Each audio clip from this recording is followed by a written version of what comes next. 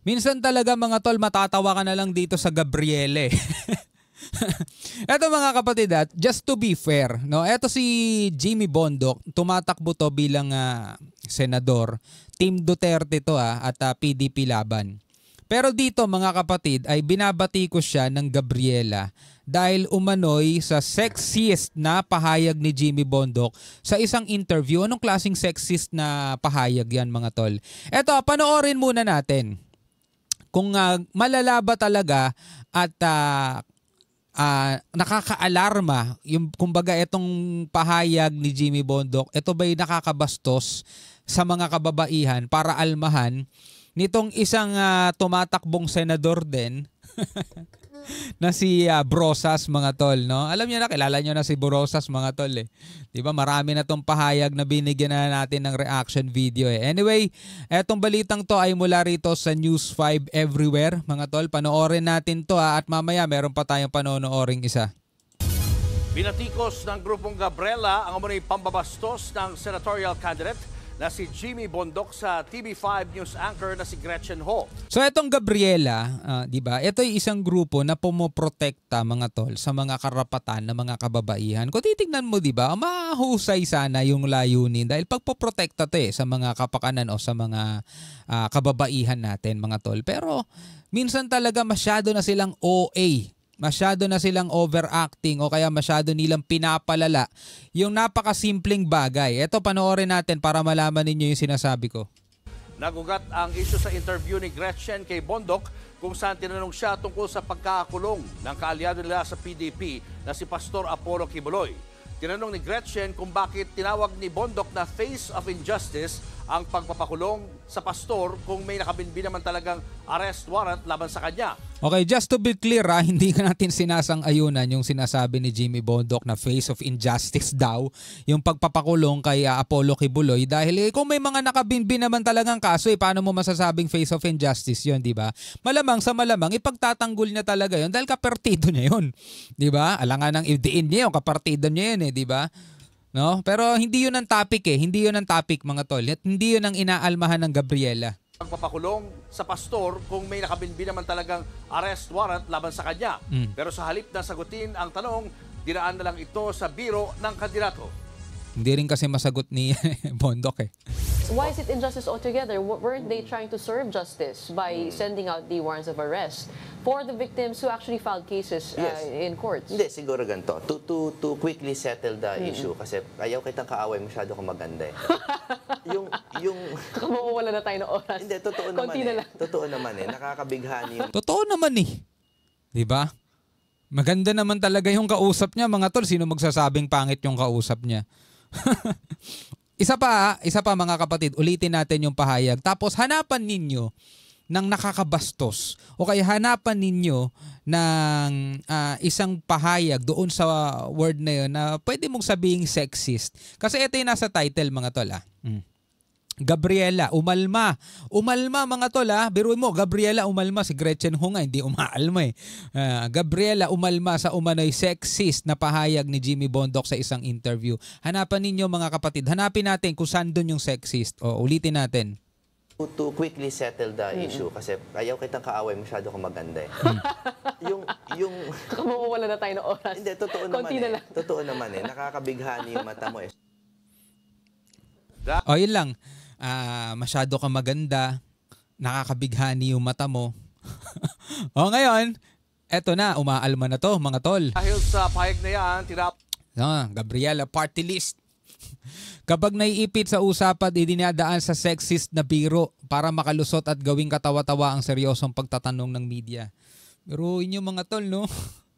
Ibig sabihin pala mga tol, sexist na ang pwedeng itawag sa'yo. For example, may kausap kang cashier. For example, cashier. Diba? At binati mo siya, ang ganda mo, ang ganda ng mata mo. Diba? Sexist na yun mga tol. Ang magsasabi lang sa'yo ng mga taong hindi pa nababating, maganda sila sa buong buhay nila Okay.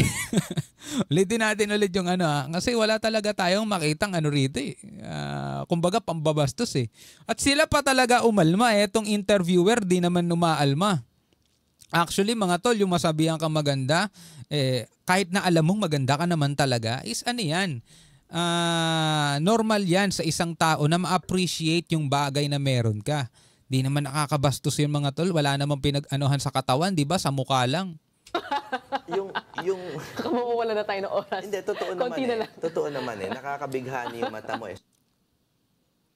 Dahil sa pahayag na yan, tinawag na sexist ni Gabriela Party List Representative Arlene Rosa si Bondok. Hindi raw tamang idaan sa sexist na biro ang pag-iwas sa mga seryosong tanong ng Wow! Sila nagde-demand ng public apology. Wow, media. Dapat daw mag-public apology si Bondok sa kanyang inasal. Sinubukan kunin ng News 5 ang panig ng kampo ni Bondok pero wala pa silang pahayag. Napakasimple mga tol. Napakasimple. Ay, naku po. Boboto nyo senador yun. Bahala kayo mga tol. Di ko naman kayo pipigilan eh. Yun yung nagsabi nitong nakaraan na binigyan din natin ng reaction video na nilabag ng US ang soberanya ng Pilipinas dahil sa pagpasok nila sa ating exclusive economic zone. Na ating ipinagtataka kung bakit sinasabi niya yun sa Amerika. Gayong maraming ulit na at magpahanggang ngayon ay ginagawa ng China na labagin ang ating exclusive economic zone. At siya rin mga tol, mismo yung babaeng yon, yung aling yon, ang nagsabi na hindi siya sang-ayon na bumili ang ating mga sundalo ng missile dahil ginagamit lang daw ng ating mga kasundaluhan ang missile sa mga komunidad dito sa ating bansa mga tol. Imagine that. Ngayon, nagde-demand siya na mag-public apology. Ano ba to? Tawag dito, abogada ba to ni Gretchen Ho? At bakit siya yung na-offend? Abogada ba to ni Gretchen Ho? At siya yung na-offend? Diba? At tawagin yung sexist, mga tol, yung pahayag na ganun. Tignan natin nga muna yung mga comment. Baka naman may sumasang-ayon sa kanya. Tignan natin mga tol. Dito tayo sa pinakabago muna. Sexist? Question mark. Do they know the actual meaning of sexist? If ganyan kabobo mga taga-Gabriela, then nakakabahala na sila maging pioneer to protect our women. Sabi ganon. Jimmy Bundok, lahat ng kapamilya ko gustong mag-bitch. Bakit palagi binibigyan ng halaga ng mainstream media ang ayoko basahin yan. Congress. Halatang halata na in-infiltrate na ng 3 letters na yan. Supporters ang media. Bakit palaging anong masama doon? Sabing gano'n nito ni Bren Basal. Anong masama doon? Dapat bang pagtuon nyo ng pansin yung mga babaeng rebelde na sumusukot, kinikwento na ginagaasal ng mga commander nila? Ayoko ng mga ganito sanang komento, pero komento niya yan mga tol eh. Anong sexist doon? Di ko na kayo ibobote muli. Kasi mga kapatid, napakasimple lang, tawagin mong bago ang lahat, ayoko makipag-away sa'yo, masyado ka maganda, nakakabighani mata mo. Anong nakakabastos doon? Diba? Anong nakakabastos doon at kailangan mong ipag-public apology? Una ulit mga kapatid, hindi natin ikinakandidato si Jimmy Bondok. Hindi natin kasi pinag-uusapan yung issue na tungkol doon sa tanong ni Gretchen Ho about kay Apollo Kibuloy. Ang sinasabi natin dito yung pahayag na nakakabastos ba talaga yon mga tol? Yung tawagan, batiin mong maganda yung kausap mong babae, gayong maganda naman talaga. Diba? As always, this bunch of hypocrites group, simpleng comments, pinapalaki, tahimik naman sa mga women abuses na ginagawa ng nagkalat pa last year sa US about the Israel versus Palestinian cursing those innocent Jews who only there to study. To the women of this generation never ever gets fooled by this.